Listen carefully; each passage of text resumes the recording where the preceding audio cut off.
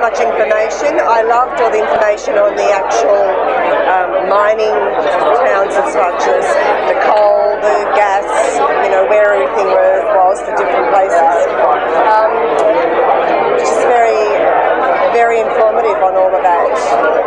Definitely getting plenty of quality information. I mean, it's different areas, there's different distances to travel, but each area has been described in depth, and you can then make a decision on how far you want to travel, for what level of income that you're after.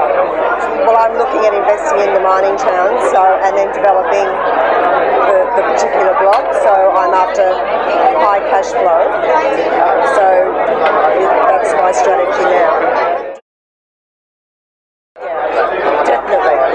Definitely. I mean, you can see people doing it in one to two deals.